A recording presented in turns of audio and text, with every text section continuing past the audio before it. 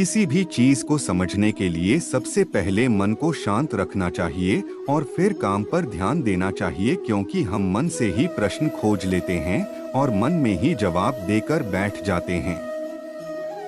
भगवान कृष्ण ने मन को शांत रखने के लिए दो चीजें बताई हैं। भगवद गीता में भगवान श्री कृष्ण कहते हैं, मन का बेचैन होना उसका स्वभाव है। हमारे मन को लगता है कि अगर वह अलग अलग बातों के बारे में सोचता रहेगा तो हमें आने वाली हर मुश्किल और मुसीबत से बचा लेगा, पर ऐसा होता नहीं है। हम अपने जीवन का काफी अधिक समय सोच विचार करके परेशान होने में निकाल देते हैं। भगवान श्री कृष्ण कहते हैं कि मन का यह स्वभाव बदलना मुश्किल जरूर है, असंभव नहीं। अच्छा, अब आप एक बात बताइए, क्या आप कौए को कह सकते हैं कि वो काम बकाम की आवाज ना करे? या फिर क्या आप किसी मेंढक को कह सकते हैं कि वह पानी देखते ही ऊंची छलांग ना मारे? हमारे मन का भी कुछ ऐसा ही है। जीवन में कुछ भी होता है, अच्छा या बुरा, हमारा मन उस पर काम बकाम करने लगता है। काम बकाम से मेरा मतलब है चिंता करना, व्याकुल होना। कोई बुरी बात होती भी नहीं है और मन परेशानी की ऊंची ऊंची लपटें लेने लगता है। कभी कभी तो मुझे ऐसा लगता है कि हम में से कई लोग सिर्फ परेशान होने के लिए जीते हैं। सारी परेशानी, पीड़ा, दुविधा अक्सर हमारी मन की बनाई हुई कहानियां होती हैं। भगवान श्री कृष्ण हमें हमारे मन को शांत और स्थिर करने के लिए दो उपाय देते हैं। पहला, ध्यान लगाना या मेडिटेट करना। दूसरा, वैराग्य भाव सीखना। अब ध्यान या मेडिटेशन शब्द सुनते ही आप में से कई लोग कहेंगे कि आप आंख बंद कर सांसें अंदर बाहर नहीं ले सकते। यहाँ हम सब गलती कर बैठते हैं। मेडिटेशन या ध्यान का मतलब सिर्फ आंख बंद कर बैठना नहीं होता। मेडिटेशन का मतलब होता है अपना पूरा ध्यान किसी चीज पर लगाना और उसे हटने नहीं देना। अगर आप रोटी बना रहे हैं तो सिर्फ उस बात पर ध्यान दीजिए। अगर आप पिक्चर देख रहे हैं तो अपना पूरा ध्यान पिक्चर पर लगाएं। यह मत सोचिए कि पिक्चर देखकर आप अपना कितना वक्त बर्बाद कर रहे हैं। जब आप जीवन के हर छोटे बड़े काम को पूरे ध्यान से करते हैं तो आपका जीवन ही एक मेडिटेशन बन जाता है। ऐसे जीवन में शांति, स्थिरता, साहस और सफलता का होना अनिवार्य है। वैराग्य भाव दूसरा उपाय। वैराग्य का अर्थ यह नहीं कि आप सब कुछ छोड़कर जंगल में जाकर बैठ जाएं। वैराग्य का सच्चा अर्थ है कि आप जो काम कर रहे हैं उसका क्या नतीजा या रिजल्ट निकलेगा उसकी चिंता ना करें। जैसे अगर आपने कोई इंटरव्यू दिया, आप यह कर सकते हैं कि पूरे मन से तैयारी करें और अपना बेस्ट देकर आ जाएं। वह नौकरी मिलना या ना मिलना आपके हाथ में नहीं है। इस नतीजे के पीछे अलग अलग चीजें हैं जो आपके बिल्कुल कंट्रोल में नहीं। तो जिस चीज के बारे में आप कुछ कर नहीं सकते उसके बारे में चिंता भी ना करें। यही वैराग्य का सच्चा मतलब होता है। और यही है भगवान श्री कृष्ण का दूसरा उपाय, मन को चिंता की लपटों से बचाने का। याद रखिए, आप पूरे के पूरे इंसान हैं। समझदारी, संयम और कुशलता से भरे इंसान। आपका मन जब भी कौए की तरह अलग अलग बातों पर आपको परेशान करने लगे तब अपने मन को भी प्यार से समझाइए और शांत कर लीजिए। बस अपने ऊपर विश्वास रखिए कि आप कभी अपना बुरा नहीं होने देंगे। जीवन में परेशानियों तभी आती हैं जब मनुष्य उसे सहन करने लगता है।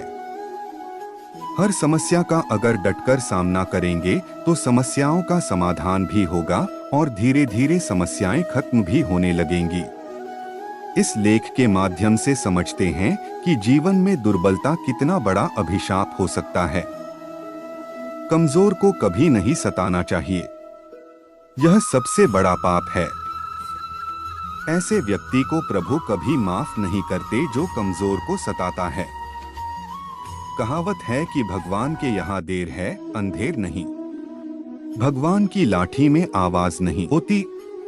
यह आम आदमी का मनोविज्ञान है कि वह मजबूत से डरता है पर दुर्बल को सताता है और अंत समय में इसका दुष्प्रभाव झेलता है। अक्सर सशक्त व्यक्ति मजबूर और लाचार लोगों का शोषण करते हैं। इस संदर्भ में कबीरदास जी का दोहा है, दुर्बल को न सताइए जाकी मोटी हाय, मरी खल की सांस से ले आहा भस्म हो जाए। काफी सार्थक है। कबीरदास जी कहते हैं, किसी को निर्बल समझकर उसका शोषण नहीं करना चाहिए, क्योंकि उसकी हाय का असर कहीं न कहीं होता है। शक्तिशाली व्यक्ति को कभी अपनी ताकत के घमंड में चूर होकर किसी अशक्त पर अत्याचार नहीं करना चाहिए। दुखी व्यक्ति की बद्दुआ से समस्त कुल का नाश हो जाता है। रावण, कंस, होलिका, हिरण्याकश्यप आदि इसके ज्वलंत उदाहरण हैं। सभी को ईश्वर की कृति समझकर उनका सम्मान करना चाहिए। हमेशा अपने हृदय में भगवान को स्थापित करना चाहिए, क्योंकि उसके स्मरण से समस्त पाप का अंत हो जाता है। जब हृदय में पवित्र विचारों, सत्कार्यों का स्थान होता है तो पाप और अवगुण अपने आप ही दूर होते चले जाते हैं। देह का रंग देखकर गर्व मत करो, यह भले ही कितनी भी सुंदर हो, इसे एक रोज समाप्त हो ही जानी है। एक बार देह को छोड़ देने पर फिर इसे प्राप्त नहीं किया जा सकता है। किसी वस्तु को देखकर गर्व नहीं करना चाहिए, चाहे वह पद, शक्ति, धन, साम्राज्य ही क्यों न हो, कारण कि जीवन की अंतिम सच्चाई मृत्यु है। इसलिए प्रभु की भक्ति ही जीवन का आधार है। जब प्राणी दुखी होता है तब उसे हरि की याद आती है। दुख में ईश्वर को याद करता है, सुख में भूल जाता है। दुनिया में सभी वस्तुएं एक समान हैं और उन सब का सम्मान होना चाहिए। इसलिए सबल, निर्बल सभी को एक नजरिए से देखने की दृष्टि होनी चाहिए। एक कहावत है कि दुर्बलता एक अभिशाप है, क्योंकि ऐसा व्यक्ति ही हर तरह की मार खाता है।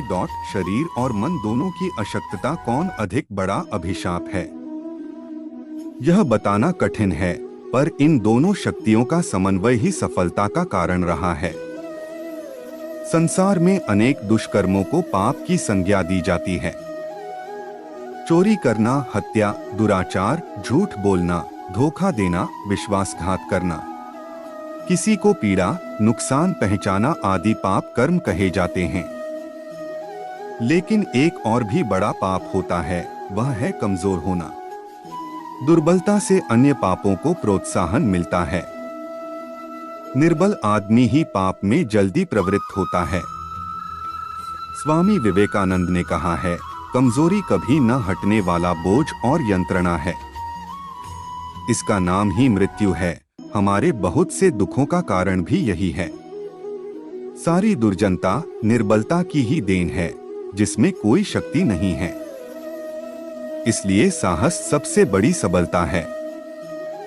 जिसमें साहस नहीं, वह अपने या अपने पड़ोसी पर होने वाले अत्याचारों के विरुद्ध कैसे आवाज उठा सकेगा। अत्याचार सहन करना, उसे समाज में होते देखना भी कम बड़ा अन्याय नहीं है। इससे दूसरों को अन्याय करने का प्रोत्साहन मिलता है। इस संघर्ष प्रधान संसार में ससम्मान जीवित रहने का हक उन्हीं को है जो शक्तिवान है। हमारी वीडियो अच्छी लगी हो तो लाइक और सब्सक्राइब करें और कमेंट में बताएं कैसी लगी। धन्यवाद।